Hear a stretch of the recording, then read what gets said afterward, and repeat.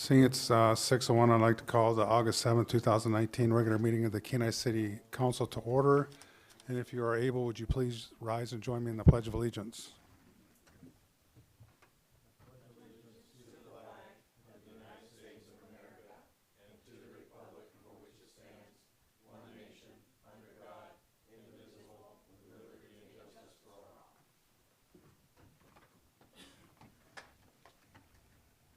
Welcome, everybody. Clerk, please call the roll. Mayor Gabriel, Here. Councilmember Peterkin, Here. Councilmember Petty, Here. Vice Mayor Navarre, Here. Councilmember Malloy, Here. Councilmember Glendenning, Here. Councilmember Knoxtet. Here. Mayor Gabriel, you have a quorum. Thank you. First up, we have agenda approval. Before we get to that, I'd like to call your attention to the laydown you should have in front of you, Council, with requested revisions to the agenda packet. Action add to item G7. Special use permit of Kenai Chamber of Commerce and Visitor Center. Letter from the Kenai Chamber of Commerce and Visitor Center requested by the city manager. Pleasure, Council. Councilmember Malloy. Thank you, Mayor Gabriel. Move to approve the agenda with the requested revisions to the agenda packet listed by the mayor and request unanimous consent. Second. Unanimous consent was requested. Is there any objection? Seeing none, the agenda is approved. Next, we have consent agenda. Councilmember Knoxtet. Move for approval of the consent agenda. Request unanimous consent. Second. It's been moved and seconded. Is there anybody from the general public that would like to speak to any item that is on the consent agenda, denoted with an asterisk next to it? Seeing none, unanimous consent was requested. Is there any objection? Seeing none, the consent agenda is approved. Under scheduled comments, we have none.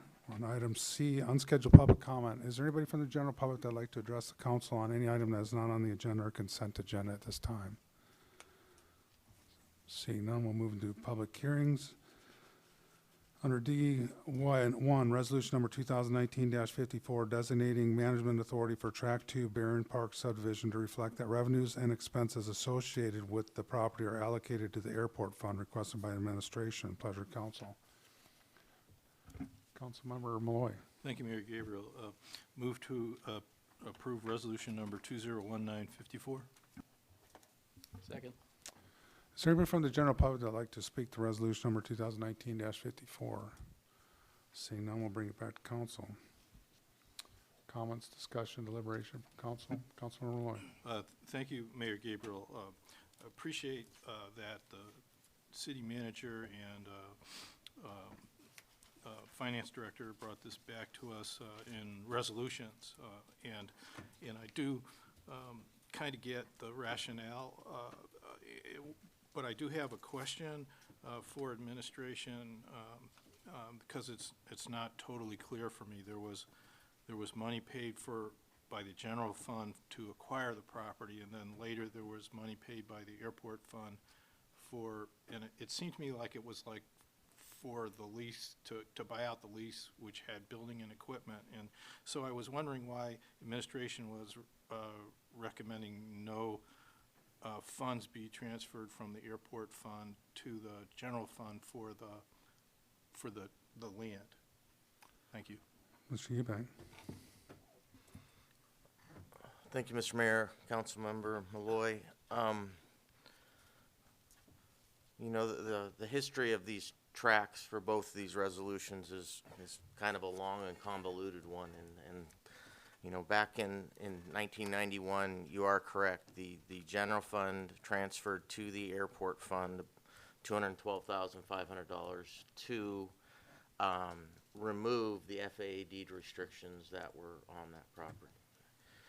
You know, and then at that time, the general fund entered into a lease with the University of Alaska to build a training center, a fire training center or campus on there. In 1996, that lease was amended. It removed the 10 acres that now is where Beacon is. And then in 1997, we started a project to construct Beacon. Then we moved forward to about 2008. The general fund, or actually, we entered into an agreement with Beacon for the management of the facility, and the general fund paid about $110,000 for some repairs that were needed over at Beacon at that time before Beacon could take or operations of it. Then in 2009, we had an opportunity. That lease with the university was for 99 years, and it was for $1 a year. It was originally for 40 acres and got amended down to 30 acres. Then in 2009, we had an opportunity to terminate that lease with the university. And in doing that, we had to pay the university $325,000. And for that $325,000, we received some assets, some buildings and things that I think are on the track. These are all the assets that were acquired are now on track 3. And we terminated that lease. Now, the value of those assets, I wish I would have looked up exactly what the total value of those assets were. The total value of those assets was not $325,000. So the airport paid something additional besides just acquiring those assets. And I think at that time it was the city manager, former city manager Cook's intent that he wanted to try to undo potentially some of the deal that went all the way back to even 1991. You know, thinking that, you know, at that time, in 2009, Walmart had just made the purchase of land there on Marathon Road. Lowe's had just purchased land. We had appraisals that land was worth, you know, $1.5 million. I mean, it was a lot of money. And Rick was concerned that, you know, maybe the airport didn't get the best deal for $212,000 back in 1991. But we didn't do anything. We didn't memorialize this, you know. And then since then, you know, the general fund has taken a piece of land to construct Dobbin Speck Park on the pond there. We took a piece of land that we now call Tract 1 to construct the city shop campus on. And so we keep eroding and taking more and more property, and we keep going back to, well, what did the airport pay the amount in excess of those assets for? So we feel like they did pay something for that land, and we're just trying to, you know, most equitably for both funds, honestly, undo this and memorialize it and set it right for the future. Follow-up? Yes. Yeah, thanks, I appreciate that. So, you made an important point, I think, that the $325,000 paid by the airport extinguished the 99-year lease, which is almost like buying the property back, you know, because the 99-year lease is almost like owning the property. So you've answered my question. I'm satisfied with that. Thank you. Any other questions, deliberation? Councilmember Glendenning. Yeah, thank you, Terry. That's perhaps the clearest rendition I've heard to date, and thank you for your clear and cogent review of it. And I'm wanting to approve this. I just at the appropriate time I'll have some comments, basically about a path forward, what we intend to do. We're talking about the Beacon property now, and I think we have the ability to monetize the asset. I would just maybe a little clarity for my mind what the program is going to be and what we intend to do. It doesn't have to be tonight. Thank you. Any other discussion, comments? Vice Mayor Navarro.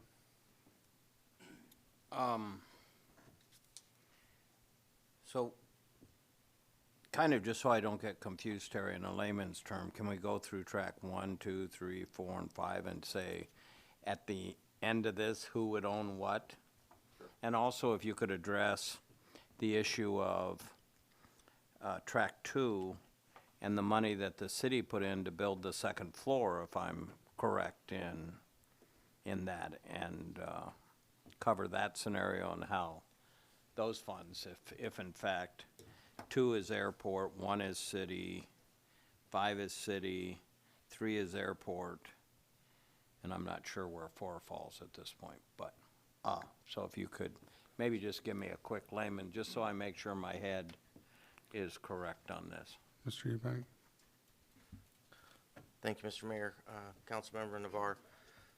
To walk through these, so Tract 1 on the map is where the city shop property is, and you know, this picture is actually even The warm storage facility is built behind the shop on this now, so, you know, we've cleared a lot more of that pad, and so that's going to remain with the general fund as far as management authority, so any revenues or expenses associated with that track will be with the general fund. Sorry, no payment is made to the airport for that track. Correct. No annual payment, like we Correct. have a lease on the old property. Tract 5 is the tract with Dobbinspec Park on it. And that too will remain with the general fund. Tract 4, I believe, what's not depicted on here is the dog park, and I believe the dog park would be on a piece of that, so the entire tract 4 would remain with the general fund.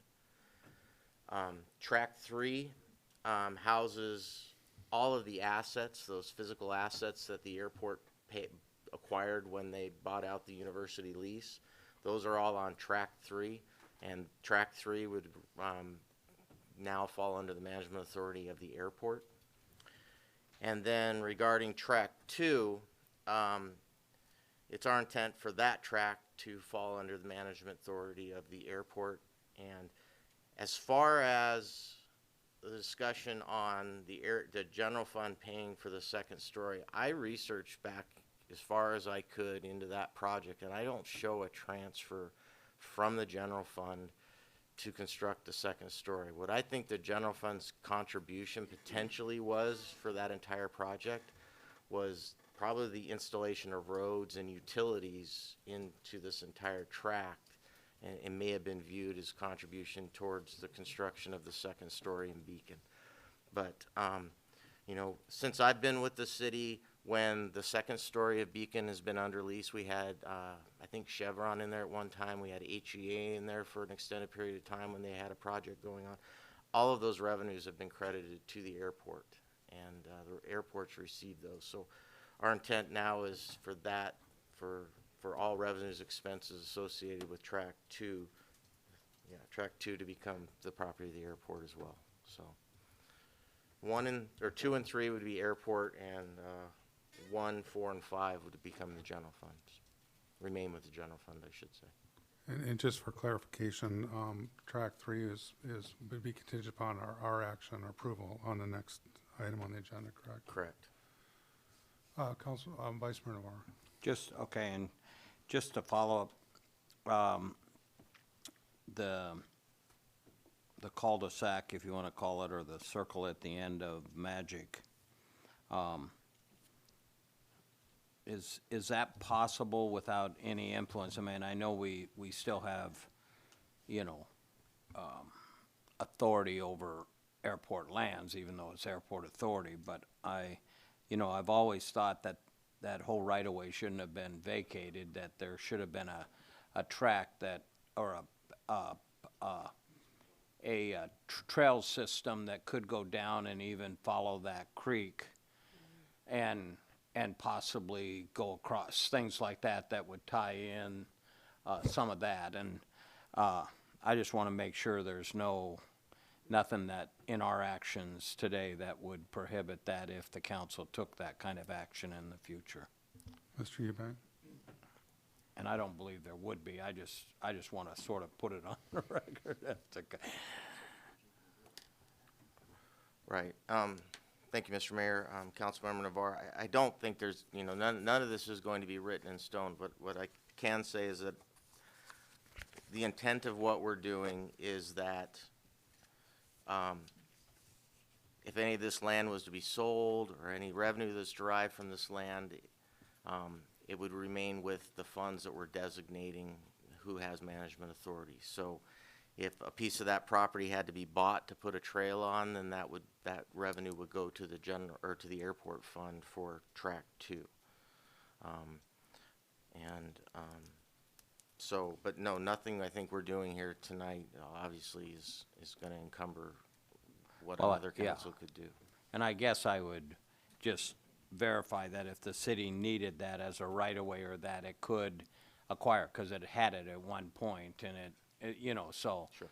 I think there's in an management that the city wouldn't have to buy that small portion to do trails or to do things, but it's just something I wanted to point out. And, Mayor, if I could, just for comments, you know, the biggest piece of this, as you know, the UAA might be more of a liability. Certainly the Beacon is more of a real asset. And also just the fact that they're able, and we're getting, I believe it's still going through, upwards to a $2 million grant to redo some of the fire training facility from airport, FAA grants and funds. It only makes it logical that we give this development the best opportunity and the highest and best use, and for that facility to be somewhat successful too. I think having other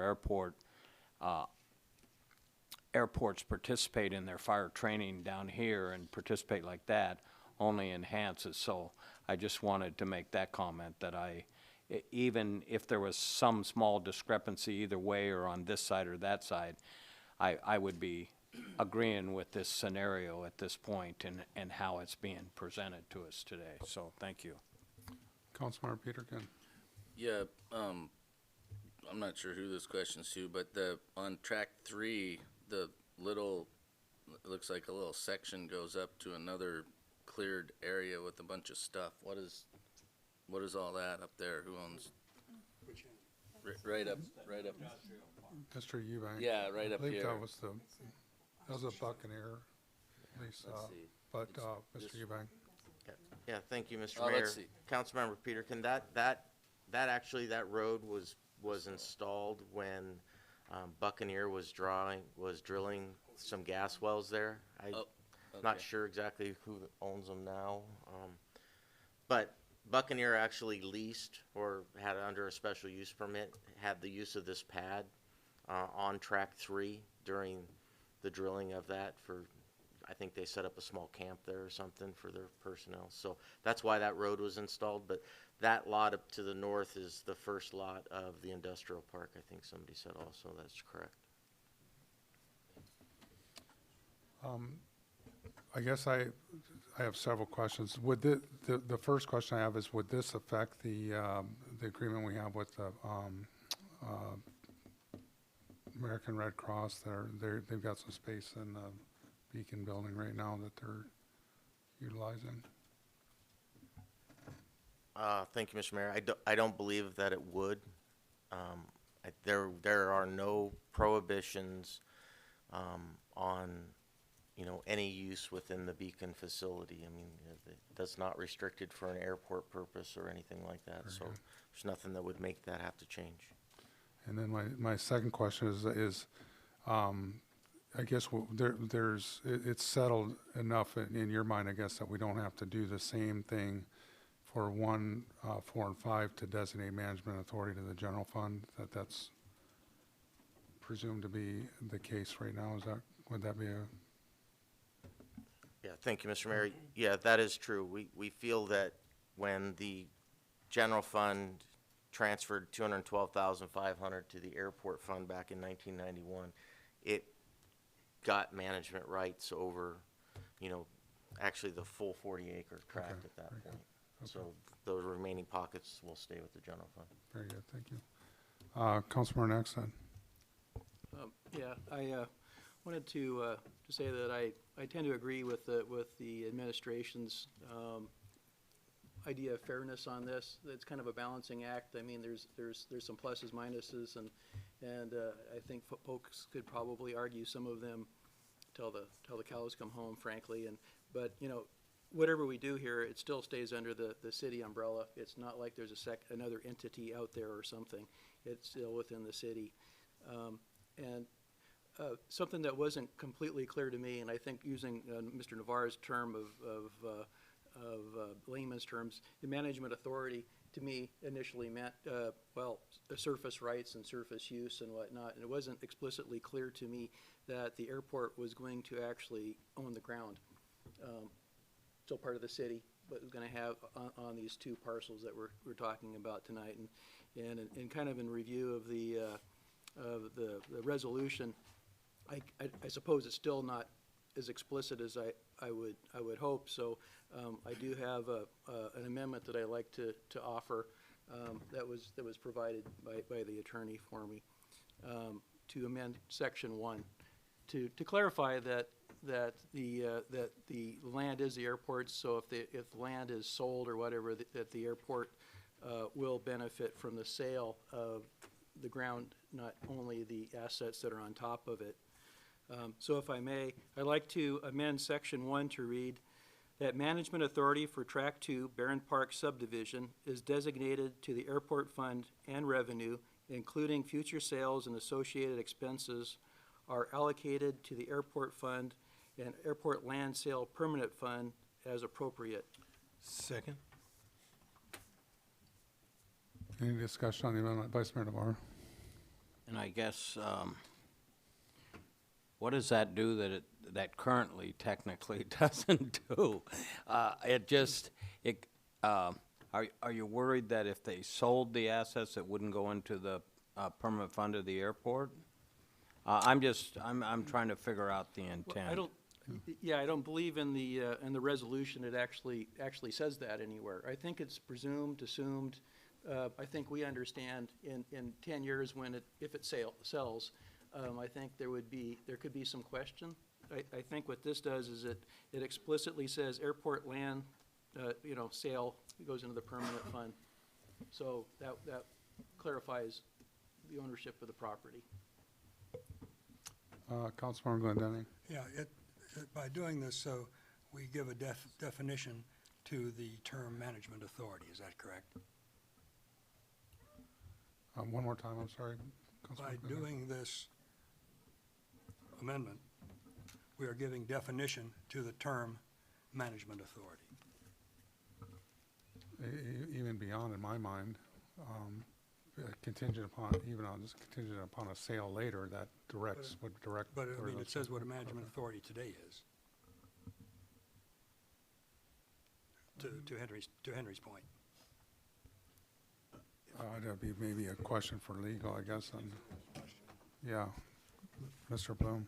Thank you, Mayor Gabriel, Councilmember Glendening. I think in a way, it defines what management authority is, and it defines what the council means by management authority in this ordinance, certainly. Thank you. Councilmember Petty? Mayor, I would want to know, with these tracks that are designated here, have they been surveyed so that they have boundaries that are permanent? Or, Is this a paper plat Well- or a real plat yeah, at this point?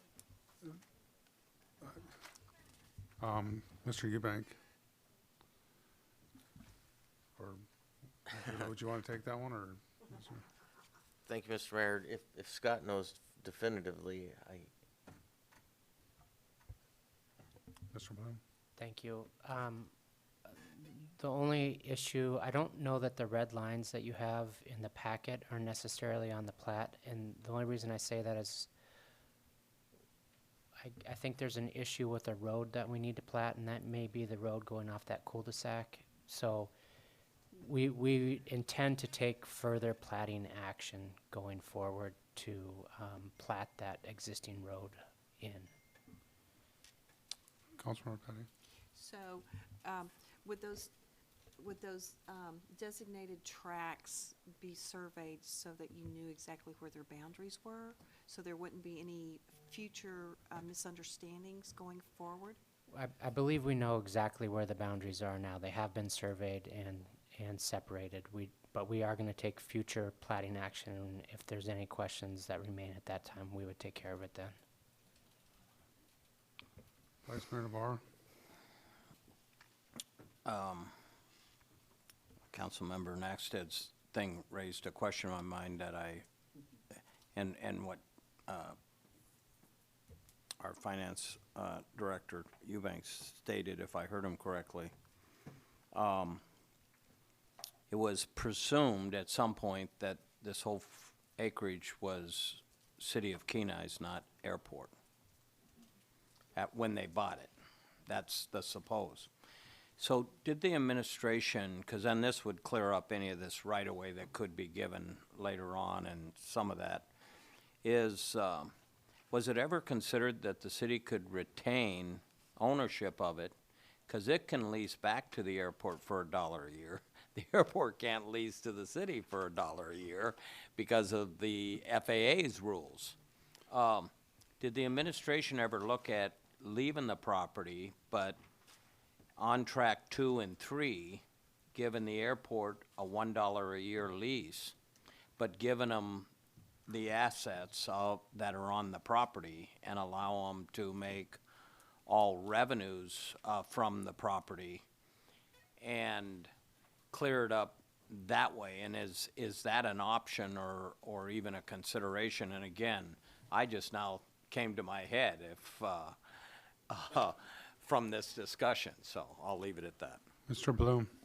Are we talking about the amendment, or are we Yeah. talking about something new? Yeah, I think, yeah, we could probably, let's stick Well, with I the can't vote for the amendment with this question mark on ownership of the land, because now you're saying you're putting an amendment in for track 2 that would transfer, as I hear it, the Yeah, sale okay. of the land and the assets, and it all would go into the airport fund. And if something could be construed as giving them a 40-year lease or a 100-year lease or $1 Yeah, a year. I can see where that could sway your vote, but I think Mr. Bloom might be able to shed some light on this for us. Mr. Bloom? Thank you, Mayor Gabriel, Councilmember Navarro, and I'll let Terry jump in if he has anything to add. But this is not airport restricted land. It doesn't come with the FAA deed restrictions, so it's my understanding that the airport can do whatever it wants with this land. It's not restricted by the FAA because it is general fund land that's being given to the airport as opposed to FAA land being given to the airport. So the dedication of streets or allowing non-airport uses in there, I don't think is an issue going forward.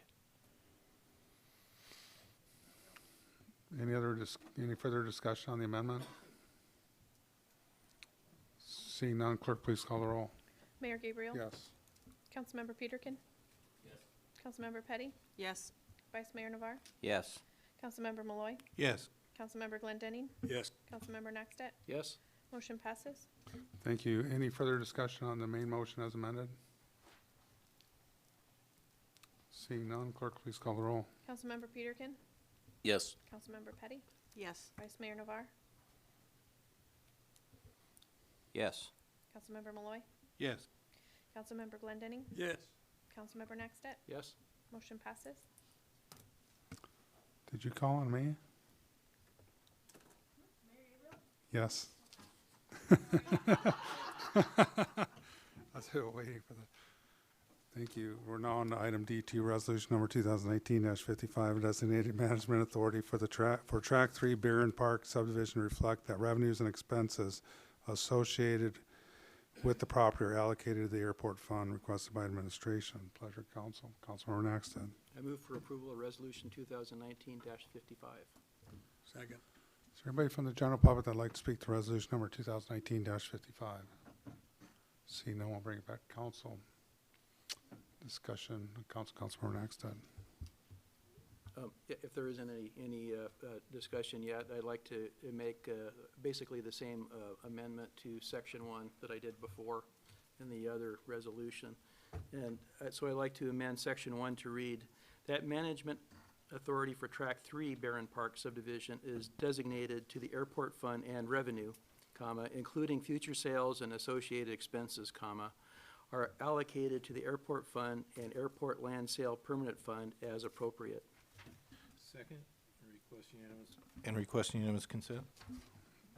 Vice Mayor Navarro. Just a question. I might not have an objection.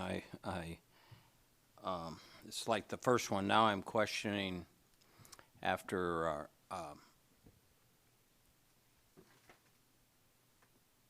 City Attorney Bloom stated that this airport funds is a little different than the ones that they have to, not that it shouldn't go into the permanent fund. And I'm just wondering if we're limiting, this particular asset to have some flexibility, and I might want to reconsider my vote on the last one, in how you negotiate or what might have come about on it. If in fact it's treated different than other airport lands, and these might need to have possibly some future flexibility. And I'm just wondering if we're putting language in that could hamper future councils or even for the benefit of the city. Because I know we have a rule, and council and them could change it on how the permanent fund can be used and how much money can be pulled out and once it's put in. And again, that's just something, as I heard your amendment now, and I just would, and I know you've been on the airport commission a long time and did different things. So I'm just asking, I'm not necessarily opposed to it, but I guess I just want to get that clarified in my mind if we're putting something in place that will hamper in the future. Would you like to take that, Mr. Bloom? Sure, thank you, Mayor Gabriel, Councilmember Navarre. So the placement of proceeds from sales in both the general fund or the airport fund is not a requirement of the FAA. It's a code requirement. It's the way the council's set up proceeds from any sales. So if this was in general fund property, the proceeds would have to go in the general fund. Because we're designated as airport property, it goes into the airport land permanent fund.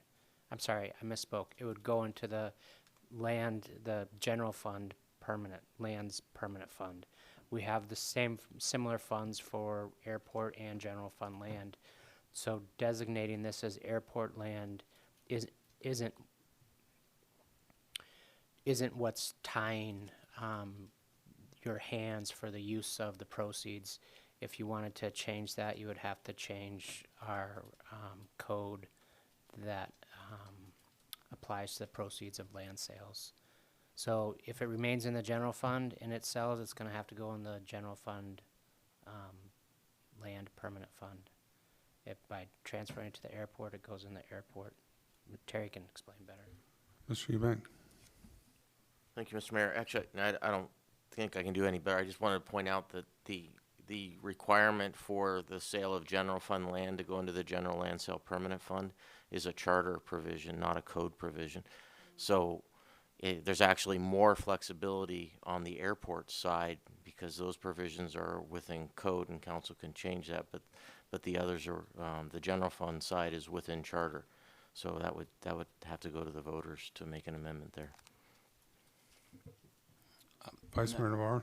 Yeah, and thank you for that explanation, because that was one of my concerns with Track 3, as you heard me in my earlier comment, that I believe there's some liability with the existing assets on Track 3, and where that might put. But if you're explaining, if I heard you correctly, in charter, if that was in the city-owned land and we were to sell it, that funds would have to be put into the permanent land, general fund land bank, and we'd have more restrictions than the airport one.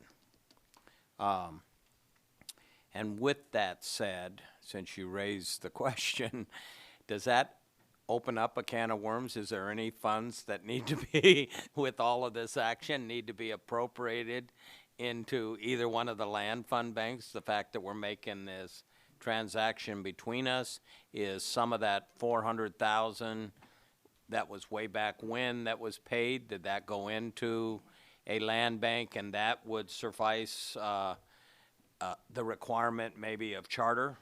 But since you raised the charter, I just thought I'd ask that question. Mr. Eubank? Thank you, Mr. Mayor. Yes, I think to date, Mr. Navarre, all the accounting's been done correctly. The $212,000 that was transferred from the general fund to the airport fund went to the airport land sale permanent fund. And because there's no funds changing hands here, I don't believe that any funds, anything needs to be appropriated or moved, because I don't know what those amounts would be. We're just simply designating in the future who's going to get any revenues and expenses associated with these parcels. Any other discussion on the amendment? Councilmember Naxton. Yeah, I didn't anticipate there would be this much discussion on it, and Mr., but it's good, thank you.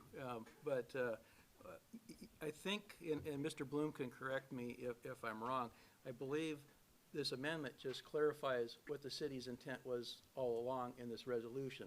Because if we just approved them and moved on, and the airport sold the property in 10 years, these things would all happen. This just made it a little clearer, spells it out a little better. But again, I'm glad that we're having the discussion, but the thing is it's really important because this is the intent of this resolution as written. So it just clarifies that. So that's all I have to say. Vice Mayor Navarre. Okay. We had a unanimous consent request on the amendment. Is there any objection? See none, the amendment is passed. So now we're back to the main motion as amended. Vice Mayor Navarre. Yeah, just, I won't be objecting, but after this is approved by us, is it the intent to come back with an ordinance to make it permanent, or leave it in, as it's been stated, a resolution isn't, it shows intent, but it's technically, in certainly our legal advice from Mr. Bloom, he could answer that, but an ordinance is binding. And I'm okay with whatever the administration feels comfortable with. It gives us more flexibility in the future to mess it up some more. That would be okay. But if they really do want to put it, they could, the administration could bring it back to us in an ordinance form, I assume. Mr. Eubank or Mr. Bloom? Thank you, Mayor Gabriel, Council Member, Vice Mayor Navarre. So we don't generally designate land through any legislative action at all. Usually it's self-designated by virtue of how it was acquired. I don't think an ordinance is necessary. Initially we just brought it for an action item, even because it's really just how we're handling the accounting. I mean, our philosophy is that it's really city land. We're just going to move forward with airport management of it, and airport land is city land. So I don't see the necessity of an ordinance or necessarily the value, unless you wanted to make it harder to change in the future. But, you're absolutely right. A future council can change an ordinance as well as it can a resolution. It just takes an extra meeting. Councilmember Malloy. Thank you, Mayor Gabriel. And to follow up, I appreciate the city attorney's comments. And again, for this resolution too, I want to thank administration for bringing it forward as a resolution instead of as the original action item. I do think this discussion that we had tonight was really valuable, clarified a lot of issues for the council and for the public. And again, as Councilmember Naxtet said, if a property, one of these properties was sold in 10 years, the intent would be clear and there'd be no issue of it, and that would be for some other council. Thank you. Thank you. Any other, Councilmember Glendenning? Yes, I will be voting for this resolution as amended. Again, my ask is, as it was in the previous resolution, could these ideas and a copy of this resolution be brought forward to the Airport Commission so that they would be apprised of what we're doing? They could perhaps give some input as to possible uses for the property. And most importantly, they have a comprehensive plan. and make sure that it is incorporated in their comprehensive plan too. And that will just put a finishing touch of fine detail on the whole proposition. Thank you. That's a good point. Any other discussion? Seeing none, clerk, please call the roll. Yes. Yes. Yes. Yes. Nextep? Yes. Mayor Gabriel? Yes. Councilmember Peterkin? Yeah. Motion passes. Thank you. Council, we're now on item G3. Under new business, we have ordinance number 3072-2019. Renaming, repealing, and reenacting Kenai Municipal Code Title 22 General Fund Lands, renaming Title 21 City Airport and Airport Lands, and repealing Kenai Municipal Code Chapter 21.15, lease and sale of airport lands outside of the airport reserve to encourage responsible growth and development, to support a thriving business, residential, recreational, and cultural community through responsible land policies and practices, requested by the administration. I believe there's a request, Councilmember Malloy. Thank you, Mayor Gabriel. Move to introduce ordinance number 3072-2019. Second? Been moved and seconded. Is there, this doesn't have to go to public comment, does it, Madam Clerk? Any discussion on the motion to introduce? Councilmember Malloy. Sure, just need to hear from the acting city manager regarding what the proposal is for referrals so that we could make a referral action to commissions. Do we need to vote on the motion to introduce first? No, it could be an amendment to the Okay, very good. introduction. Mr. Eubank. Thank you, Mr. Mayor. Councilmember Malloy, I believe it's our intent, and I believe presentations have already been done at all of these commissions, except for, which one? I think, have they all been? In Scott Bloom's memo, under the procedure headline, it talks about asking to refer it to the Airport Commission for August 8th, the Harbor Commission on August 19th, and the Planning and Zoning Commission on August 14th. It's his memo of July 31st.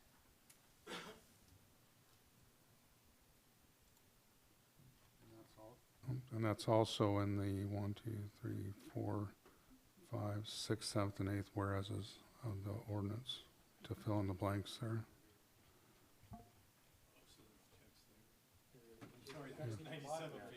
Yeah, yeah, it's on.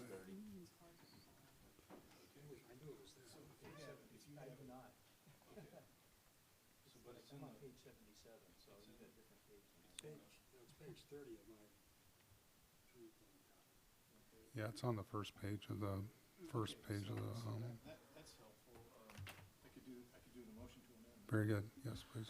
So I would move to amend the motion to introduce ordinance number 3072-2019 to refer the ordinance to the Airport Commission for the meeting of August 8th, to the Planning and Zoning Commission for the meeting of August 14th, for the Harbor Commission to the meeting of August 19th,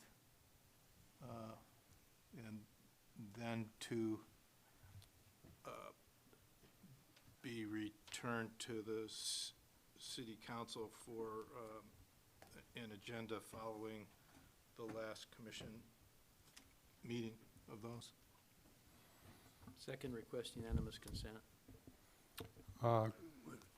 Just a question. Yes.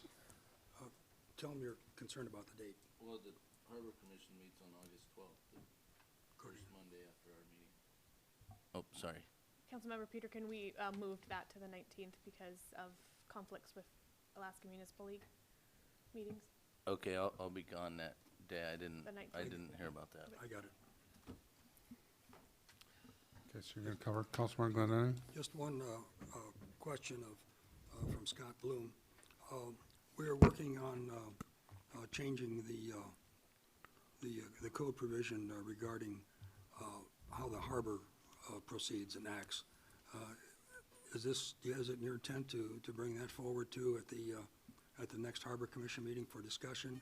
Or is this part of this, or how does it all fold together? We had just a tangent discussion concerning this issue. Mr. Bloom? Thank you, Mayor Gabriel, Councilmember Glendenning. So my intent is at the Harbor Commission meeting to discuss this ordinance and the changes to the Harbor Commission code and how they play together.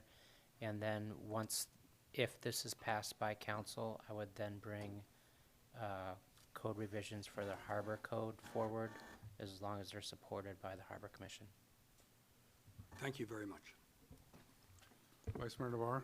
And just to further clarify, there's nothing limiting the council, if after it did a lot of changes, to send it back if they chose to those commissions. If they chose, they don't have to, but they could still do that, as long as there's not something time sensitive or other issues and they wanted that further dialogue if in fact the council felt it was necessary. Any further discussion? Councilmember, this other mic's blocking your mic there, so I can see you're on there. There you go. Councilmember Peterkin. When is the time to discuss, like, if we think there's some good ideas for changes, or, and, I mean, are we gonna do a work session? Are we gonna, is now appropriate, or? The public hearing will be held on the 21st of August, and that would be the time that you would make amendments to this if you'd like. A work session was held on June 11th, I believe. Okay. So we as council would say, hey, we think that maybe this would be a good idea to change it at that meeting? Yeah, Okay. we would get it back from the aforementioned commissions, and then it becomes back, it's ours to begin with, we're referring to them, but with their recommendations coming back, then we would amend or change as follows, or have another public hearing. We can do just about anything we want, to be honest with you. Councilmember Malloy. Yeah, and also, you know, if the council felt that they needed a work session at that point, they could schedule a work session after the public hearing, you know, so we're not, this isn't limiting, we're not limiting ourselves. Mr. Eubank. Thank you, Mr. Mayor. And council, I'd just like to encourage all council members to, if you have questions or comments or concerns or proposed amendments, the administration would love to hear about them and work through those with you. And if, you know, if we're all in agreement, we can push out those proposed amendments to these commissions and committees while they're looking at it this time too. I mean, I think we can start working on this right now and end up with a really good product. So just encourage that. Councilmember Glendenning.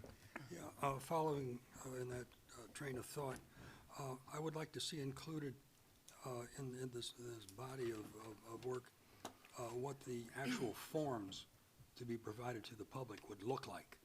In other words, they would say, okay, I'm interested in such and such a property. Here's my ask. Okay, and then the city would have their requests, and it would be, it's just how it is to be presented to a prospective customer, be it lease or sale. And I think that would be instructional to the public if it was included in our packet. So at least provided in the back there, so people would have something to say, well, how does this apply to me, or how do I interact with the city in this? It gives a procedure for doing so. Thank you. Vice Mayor Navarro. Thank you. What is the motion or the amendment that's in front of us, or the motion? I'm not sure if I heard it as an amendment or a motion. Well, the motion was to introduce, and then it was amended, and that was seconded, and it was amended to include the dates of referral to each prospective commission.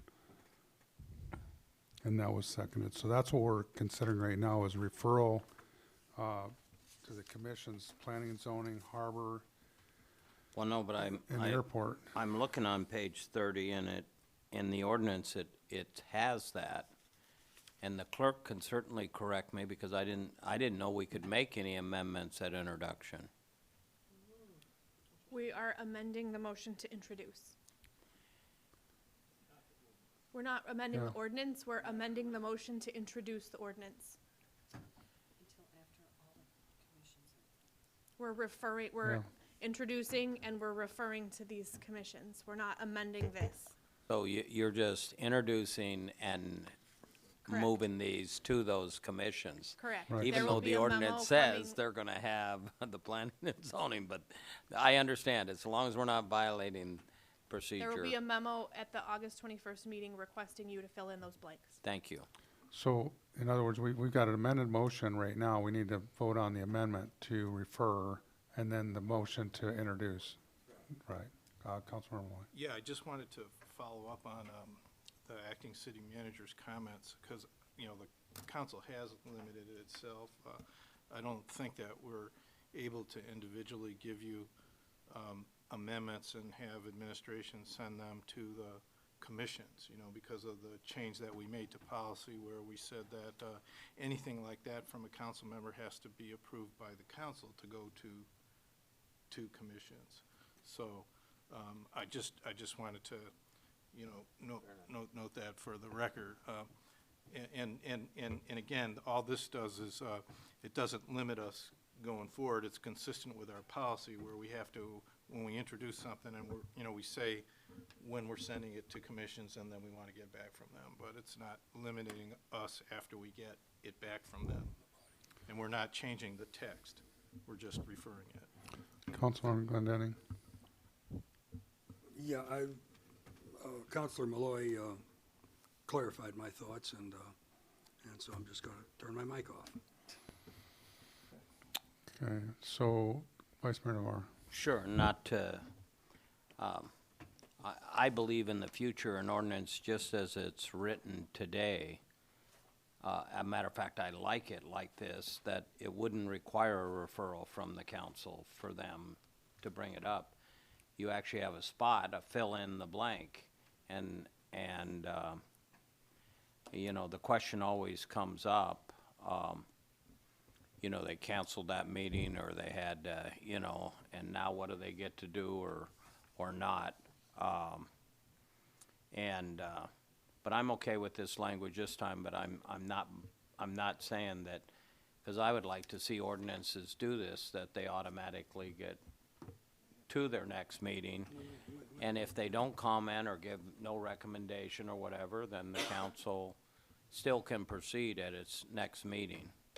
But anyway, I won't debate it tonight. I'm good with the motion and the action that we'll take. Councilmember Glendenning. Yeah, just point of order, does not the amendment say until the said commissions have had a chance to review, will it come back? Did I hear correctly? They are referred to the Airport Commission's August 8th meeting, the Harbor Commission's August 19th meeting, and the Planning and Zoning Commission's August 14th meeting. And those meetings are all in place at this point. Okay, thank you. Councilmember Nexton. Just a couple things. Mr. DeVar may be somewhat correct in that it's there, but I think the motion, what it does is it makes us all very aware of the dates. Mr. You didn't know that you had, your meeting needed to change, and that's the night that it's going to happen. And I think that it's helpful for us, and it kind of clarifies what we're doing. But also, I just kind of wanted to point out in the packet, and there's just a lot of information in here, and it's going to go to these commissions and whatnot. But I kind of wanted to just emphasize Mr. Bloom's work in that he's done this sectional analysis in there, which through each section helps clarify in fairly concise terms exactly what is happening in the ordinance. And, you know, it could be that even for us, just reading through that will help clarify. If you read that first and then go into the ordinance, it makes a little more sense, you know, some of the changes that are being made, I think. So, but hopefully that'll be emphasized with the commissions when it goes to them. Any other discussion on the proposed amendment? I think unanimous consent was requested. Oh, yeah, that's right. Unanimous consent was requested. Is there any objection? Seeing none, now do we have to, that the amendment is approved, now do we have to vote on the, there, very good. So we're back to the main motion, of introduction as amended. Is there any discussion on that? Unanimous consent was not requested on that, was it? No. I'll request unanimous consent. Very good. Is there any objection to unanimous consent? Very good. That motion for introduction and referral is approved. Mayor Gabriel. Yes. I just wanted to point out that, as was indicated in the work session, there will be a resolution coming forth at the August 21st meeting, as well as another resolution for adopting the lease form at the August 21st meeting. Okay. Next one, now we are on to item G7, council action approval authorizing a special use permit for the Kenai Chamber of Commerce and Visitors Center for the use of the Moose Meat John Cabin. Councilmember Naxad. I move for approval of the special use permit for the Kenai Chamber of Commerce and Visitor Center for the Moose Meat John Cabin. Second, request unanimous consent. Unanimous consent was requested. Is there any objection? Seeing none, the special use permit for the Kenai Chamber of Commerce and Visitor Center for the use of Moose Meat John Cabin is approved. We need a Oh, I'm flashing sorry. red light. Oh, I'm sorry. Did you have your item? Yeah, I did. Oh, I'm sorry, Councilmember Naxad. Well, I didn't, Oh, I back could, up. I guess I could have verbalized Let me as well. rewind a little bit. I can do it, Jim. But it wasn't I don't have an objection to it, but I did have a question of the city, acting city manager. It appears that more than 1 year was maybe desirable by the chamber, but for some reason the city opted not to or couldn't do it. Could you kind of explain clearly why it needs to be a 1 year conditional use permit? Mr. Eubank. Thank you, Mr. Mayor, Councilmember Naxted. The issue with I think the original request maybe potentially was for a lease, and the issue with that is that this 100 by 100 piece of property is part of a bigger contiguous lot. It's the entire lot that the visitor center resides on, so it's that entire lot. And we don't have the ability to lease just a portion of a lot. It would constitute an illegal subdivision. So we've chosen to move forward with a special use permit. And while code does allow us to issue special use permits for longer than a year, I believe up to 5 years, we haven't done so in quite a while. And we're actually in the new land code that's coming out that we just discussed introduction of. It's going to limit special use permits to no longer than a year. So we want to keep with that current practice and stay with just 1 year, and that's why it's being proposed this way. Okay, very good. Any other discussion on the action approval? Seeing none, unanimous consent was requested. Any objection? Seeing none, now I'll go back to seeing no objection to the unanimous consent request. The the special use permit for the Kenai Chamber Commerce and Visitor Center for the use of the Moose Meat John Cabin is approved. Down to commission committee reports. Council on Aging. This month's meeting was canceled because of agenda concerns, lack of them, but the next meeting will be September the 12th. Thank you, Councilmember Glendenning. Airport Commission. Thank you, thank you, Mayor. The Airport Commission met on July the 11th, and there was a presentation by the city manager and Christine Cunningham to the Airport Commission about changes in the land sale leasing policy. Then Airport Manager Mary Bondurant provided a report which gave a terminal update on the project, which is moving along. She also shared with them about the upcoming airfield marking project, which is now in process. They also gave an update about the FAA certification, that all went well there.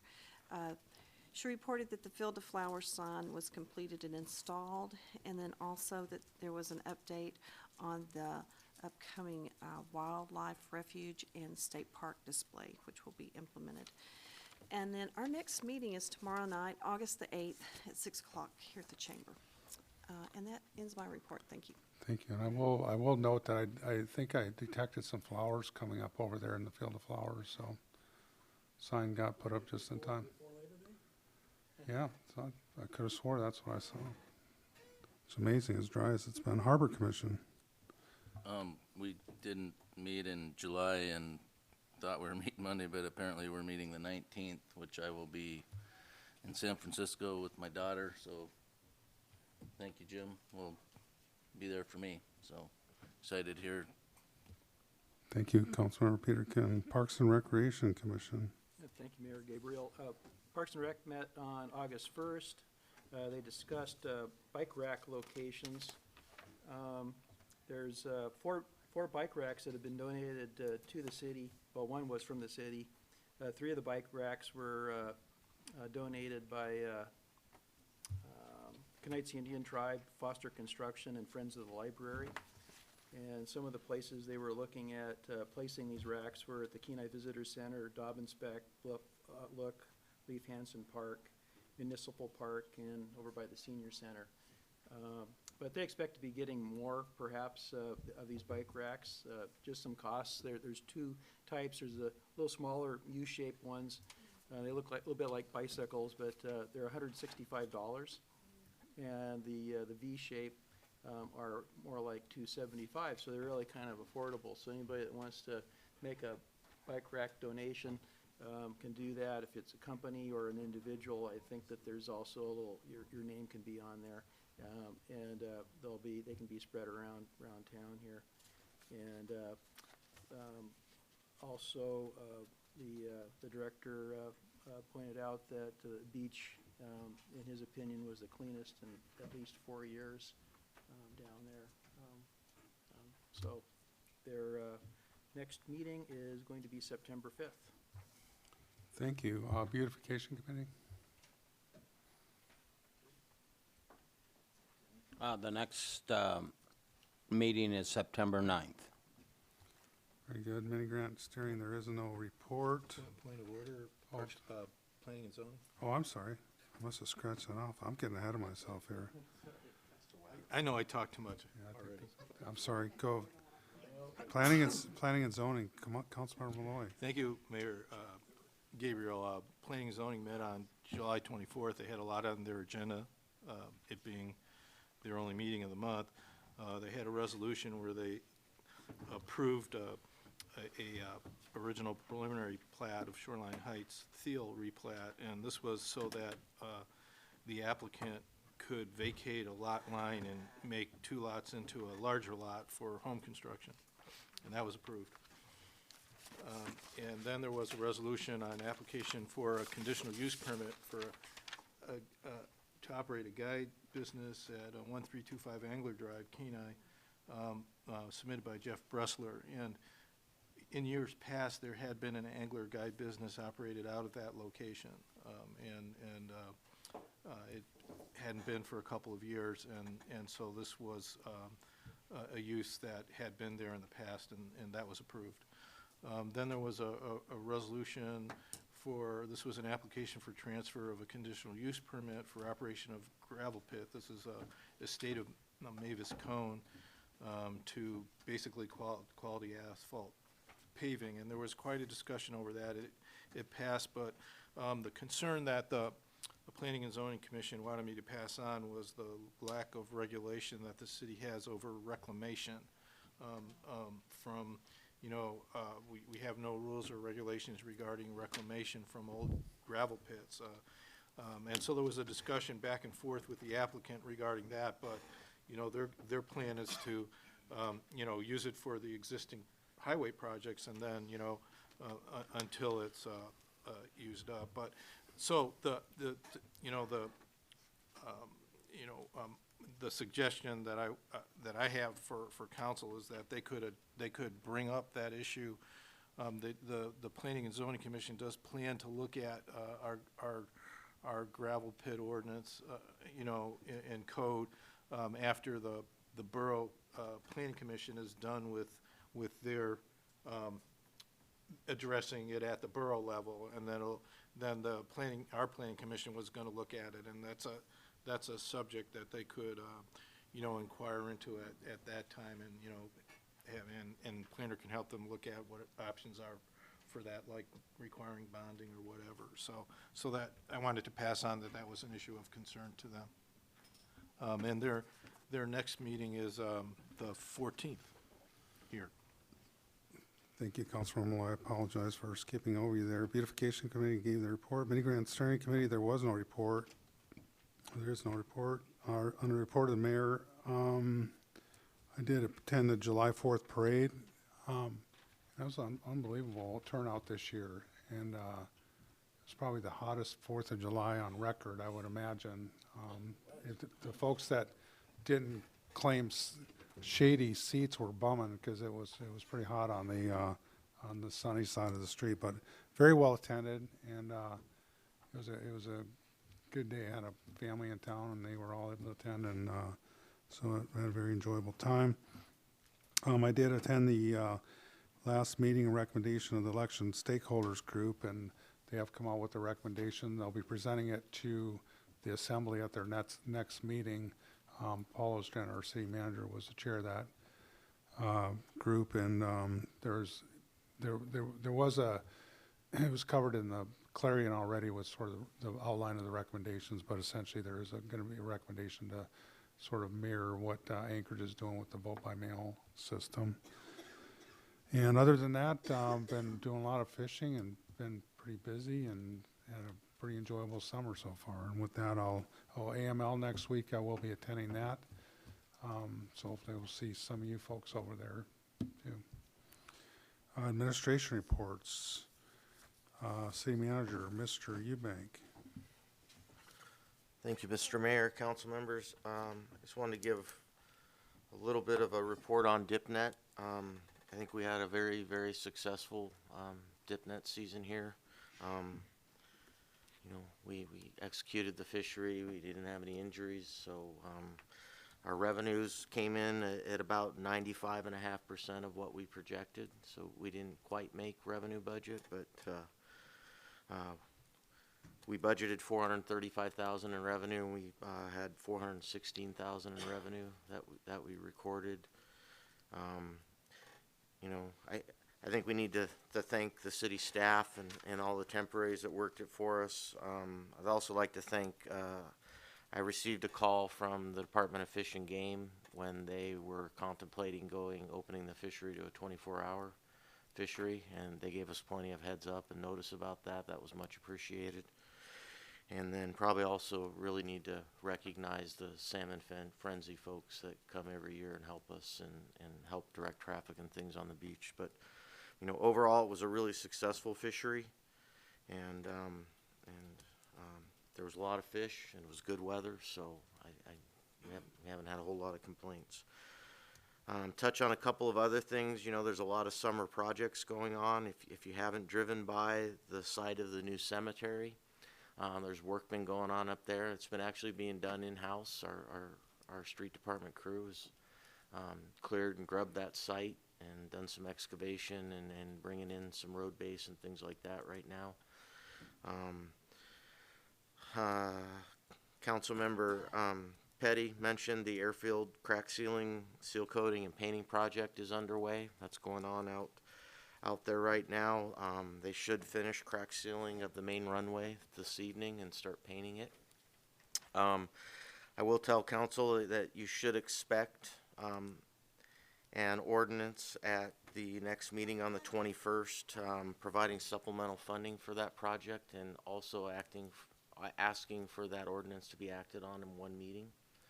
I told you just a couple meetings ago I haven't done it since I've been at the city, and now we've done it twice this year. But that's a really condensed project. It's probably a 45-day project, and we authorized a project at the first meeting in July, and this is the first meeting we've had since then. So timing is really compressed. So we'll be asking for that.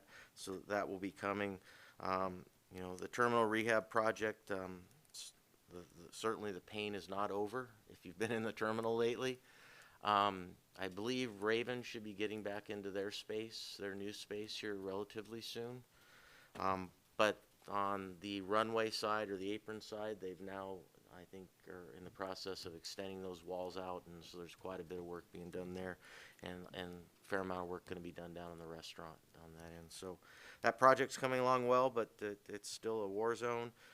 Project down at the wastewater treatment plant, the blowers are here and on site, and they're getting ready to be installed, so that project is coming along nicely as well. And lastly, Paul will be back in the office on Monday, so I'm happy to answer any questions. Councilmember Glendenning. Yeah, I have two questions. One, the Coast Guard was here during our dip net fishery. Did they have a calming presence for the otherwise nautical events that happen with boats for dipping activity? Or was it just business as usual? Mr. Eubank. Thank you, Councilmember Glending. Thank you, Mr. Mayor. I don't believe our fire department had to respond this year to any swampings. I think they may have heard of one that was handled by, other boaters out there, but to my knowledge, they did not have any responses on the water. So, whether that had a calming effect or not, we certainly appreciate their presence here. And, anything we can do to try to help make it safer out there. Well, good. And then also, at some point in time, we'll have an update of the bluff erosion project. I understand there is some movement regarding the engineering and the funding for same and the ability to progress with the project. Do I have that correct? Mr. Eubank. Councilmember Glending, thank you, Mr. Mayor. I honestly did not get to speak with Paul before he left specifically about bluff erosion, but I would anticipate that he will provide an update at the 21st meeting for you. Any other questions of the city manager? Councilmember next then. Not so much a question, but the PU fishery and safety, and something that I observed this year that I hadn't seen before, it's a good safety thing, is occasionally I come down river, so I'm not using your dock so much, but I might drop people off on the ramp. And there was an attendant this time on there each time I did go down there, and a lot of the folks that are renting boats, they do it once a year, and they're a little bit out of their element, I think, and there's a moving tide and all of that. And I thought it was very helpful having somebody there to kind of help directing traffic, working with the folks coming and going. It would be most helpful if he could actually kind of help with the boats and help people in and out, because people are then stepping out too, and I'm not sure exactly how that falls liability-wise with the city. And my understanding was that he wasn't allowed to do that portion of it. And maybe we can't get around that, but when somebody and their child is stepping from a boat with a questionable operator, perhaps, and moving tide and all of that, and maybe other operators, and trying to get on the dock, I think that having somebody there is a plus, and then it's even better if they could actually assist a little bit. But whether you had that last year or not, I don't know. And but I thought that was very much appreciated, and it probably reduce some of your issues. Any other questions of acting city manager Eubank? Yeah, I'd like to just say that I think the city did an outstanding job running the dip-net fishery this year. And like you said, I think everybody got their fish. One of the things I think maybe you should jot down as a discussion item within your within the working group is the possibility. I'm surprised they didn't do it this year, to be honest with you, is not only go 24/7, but extend the season because of the number of sockeye and where we're at with our the scapeman into the Kenai. So it might be something to just kind of throw out there as a contingency, what if, because I could see that happening in the future. Mr. Eubank. Yeah, thank you, Mr. Mayor. Actually, when I did speak with the representative from the department, I did express that was my greatest concern, and that poses the most problem for the city is the extension of the fishery, and especially if it's done on short notice. And he also expressed the difficulty that extension creates for the department. So at that point, they hadn't discussed it, and I was relieved, and then they didn't extend. You know, for us, it's about the extension of the contracts for the toilets and the dumpsters and the staff, and frankly, by that time of the fishery, the revenues were dwindling to the point where it really would have been a losing proposition for the city to have to continue to staff and rent those things, because the participation was really stepping down too. So, but I did, you know, we do have those discussions, and we had that discussion when they did go 24 hours. And we're just thankful that the department didn't do that. Yeah, and I think, you know, maybe an option would be to, if that did happen, or it would be to close like South Beach and, you know, consolidate everything in North Beach to reduce expenses, something along that nature, but still provide opportunity. Because I agree with you, I think everybody got their fish, because even after they extended it 24 hours and there were still good numbers coming up at the end of July, there just wasn't the participation you'd expect with the number of fish there, just because I think people got their fish. So with that, Councilman Glendenning. Yeah, just two things. One, at the beginning, or just before dip net fishing, there was some comment in the paper about the gull pollution in our river, and then other samples were to be taken along the way. Do we have the results of those samples, or are they just maybe they're in the literature somewhere? Mr. Eubank. Thank you, Mr. Mayor, Councilmember Glendenning. I do not know the results of those. I know that the testing was done starting in May, I believe, and June, and then again it was tested in July.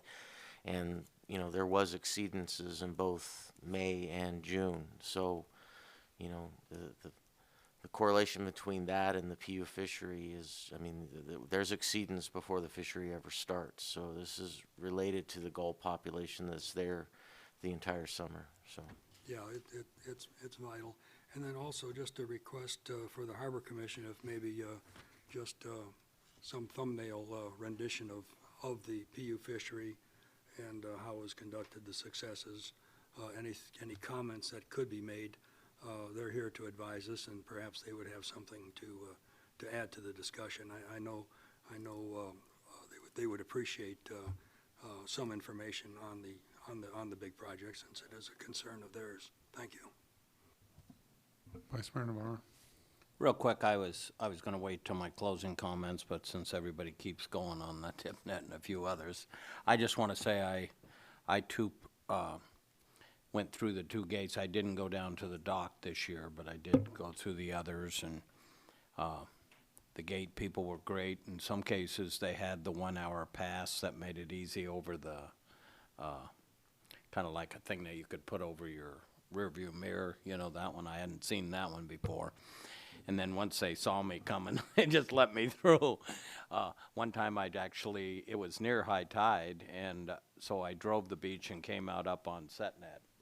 I think that's what it is. Maybe Brian could do a further past Wildwood, you know, whatever that the road. I got off the road, off the beach that way. But it was amazing how many people were still fishing, even past Rocky Point and on, just keep, that were set up in some cases. And to me, that's my only concern, and for safety, because boy, if you had to have an emergency situation, somebody had a medical issue, not necessarily, that's tough to transcend that area, especially with all those vehicles. And in some cases, people just left their nets. You literally had to drive over the long, because they wouldn't move them, and you couldn't turn around, it's, so for emergency personnel and that. And then further up, you have, I can only imagine for some of the beach site, because some of the running lines, the way people have to cross them sometimes, and that they have to be awful careful and know what they're watching for, even at different times of the tide. But our city did do a good job, and maybe we should have quit at halftime, because then we were funds ahead, at least in the report I saw.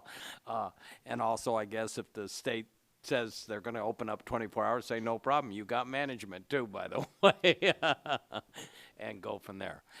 But with that, I'll close those comments. Thanks. Thank you. Any other questions of the acting city manager? Seeing none, we'll go to city attorney, Mr. Bloom. Thank you, Mayor Gabriel. Members of council, I have no comments, but I'm happy to answer any questions. Is there any questions of the city attorney? Just out of curiosity, are you gonna be attending AML summer meeting? Not, Or aren't the attorneys meeting at this one? it's They're not the attorneys, it's just city managers as far as I know. There may be others, not the attorneys though. Thanks. Any other questions of the city attorney? Seeing none, we'll go to our city clerk, Ms. Hines. Thank you, Mayor Gabriel, members of council. The candidate filing period opened on August 1st, and it will remain open until the 15th at 5 p.m. At this point, we have one candidate for each seat. September 1st is the last day to register to vote or to update voter registration in time for the October 1st election, if that comes up as you guys are out and about. And I am helping Elizabeth and the Planning and Zoning Commission get up and running on their iPads, and we project that happening by their August 28th meeting. That's all I have. Any questions of the city clerk? Mr. Peterkin? Are we planning on voting by mail or traditional way? Ms. Hines? We are still voting the same way. It would require major ordinance and potentially charter changes to switch.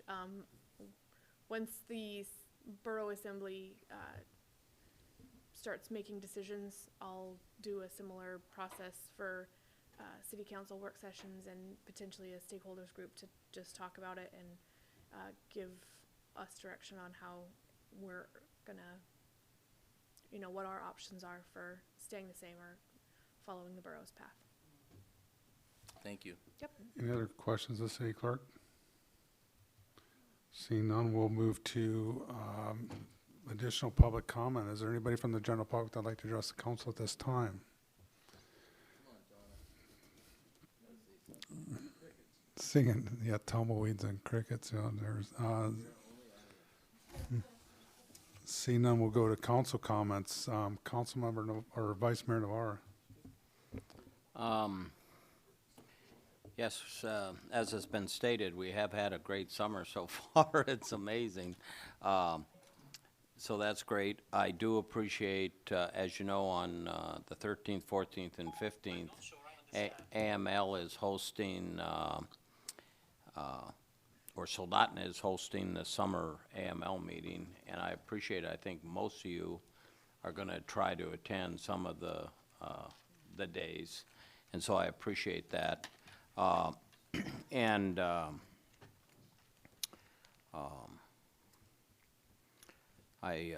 flying to Anchorage tomorrow to deal with one of my meetings. As you know, I sit as the chair of the Alaska Gas Development Corp's Citizen Advisory Council, and I've received emails here lately that they're scaling back, way back even more. They're not going to have an external affairs or deal with that, and that's one of the aspects with assisting the community council in that. But we're going to have a meeting, and I think maybe we'll go to quarterly meetings, and I might have a request from you at the next meeting, but I'll see where we go with that. And maybe after I get this last briefing, I'll come back to you and see what some of their strategy going forward really is. The AGDC board also meets tomorrow morning, in the morning at 9 a.m., and I'm planning on being at their initial meeting. Then our city Citizens Advisory Council doesn't meet till 1:30 in the afternoon. So maybe when I come back, I'll have a game plan on kind of a strategy of what their plan. Their primary plan is to put all their last bit of money in that into still securing, finishing the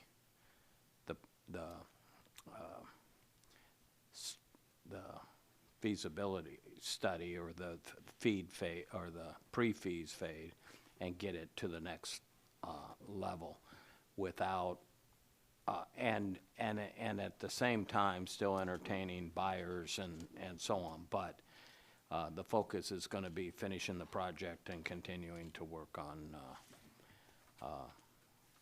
buyers. So, but maybe I'll have more detail after tomorrow's meeting and then our meeting, what our Citizen Advisory Council. We normally meet once a month. If I didn't say that, we'll probably go to quarterly, probably. But I'll know that after. But anyway, other than that, I can't think of anything I'm forgetting to tell people. Industry days, or no, we'll have a meeting, I think, just before that, won't we? Is the August 24th. So hopefully people will show up and participate. And I'll leave it at that. Thank you. Thank you. Councilmember Petty.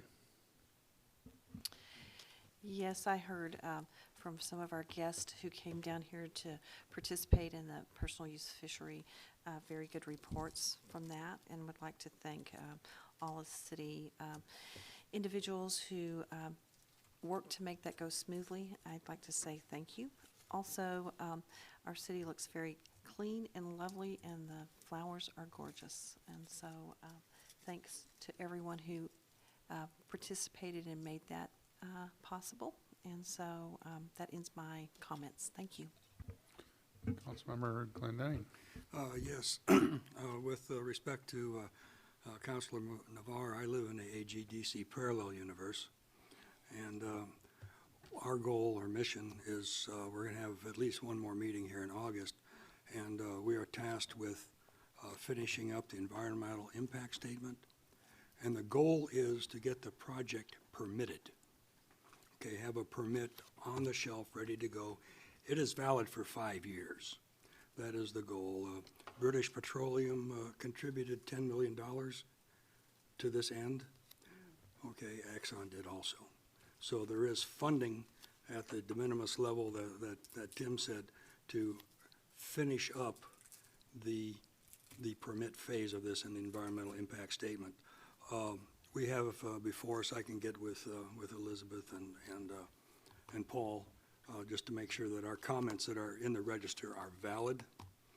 And then also FERC is going to have a meeting out on the North Road September the 11th for public comments. And the way I see it now is that because of the majors becoming more involved in this project, it's morphing to a FERC project. And AGDC, for my view, is to assist in finishing up the EIS and facilitating the permit. Thank you. Thank you, Councilmember Glendenning. Will that be at the rec center out there? I understand that is true, yes. Okay, very good. Councilmember I Peterkin. don't have the time, Okay, but it's the date. very good. Thank you. Councilmember Peterkin. Yeah, I'll be traveling to outside from the 19th to the 23rd. Other than that, I'll be here, so I will miss the Harbor Commission meeting, and can't think of anything else. Thanks. Councilmember Loy. Thank you, Mayor Gabriel. Yeah, I just want to join my other colleagues in thanking the city administration and departments for the excellent job done on the dipnet fishery this year. This is one year where I did not receive any complaints from any member of the public about the fishery at all. So, thank you. Councilmember Noxted. I believe the fishery went very, very well. The one thing that I like to hear about when we do have our debriefing later on is there was to be a vendor who I don't think was able to make it, and that was one that was going to fillet fish and also take the remains and make fertilizer, and I think there was some permitting and all of that, but just kind of where we are with that, and I think it's something we should help try to promote. We need to assist them. I don't know the details, but I'd like to hear more about that later. I did go to the 4th of July parade, and I want to thank Jonna Beach for all of her work on that. I don't think she had much to do with 89 degrees, maybe, but sitting up on top of the thing, doing the review, but it was hot. There was plenty of water at least, but I think that it seems like that parade gets larger every year. And it's just very enjoyable. Many people out that day enjoying their time. For anybody that likes to take Beaver Loop for a kind of a quick, way to get around town, don't do that, because they're constructing it right now, and they've got flaggers in at least 2 spots, and especially on the west end, Quality is diving into it, and in a big way like they do, and lots of progress. But if you hit it just wrong, you might be waiting for 5 or 10 minutes at a flagger, and that does help the traffic. The trucks do what they need to do, so the work gets done more quickly and all of that.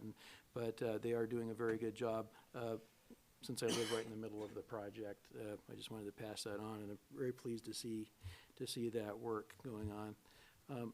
And then I guess the last thing, it's kind of a positive, sort of negative, and on the other hand, but I wanted to thank our city police for their diligence, their hard work in apprehending that suspect in the homicide that happened, during this last month, and they were able to do that within a day or two, I believe, getting that suspect. And I do believe that our city does good work.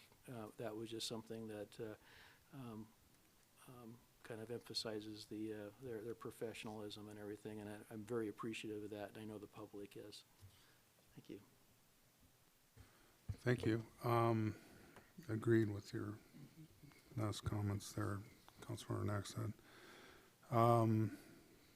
Under executive session, we have none. We have no pending items. See no other business before this body. We are adjourned.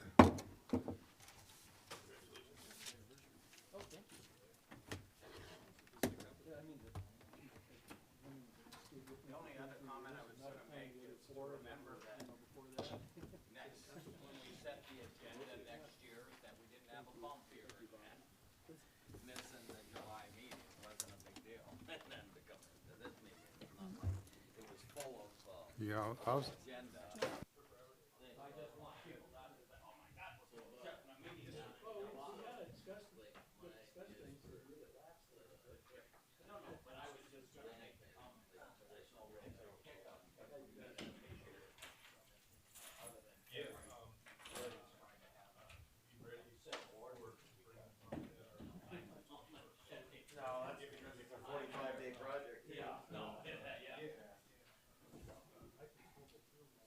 Sorry, I was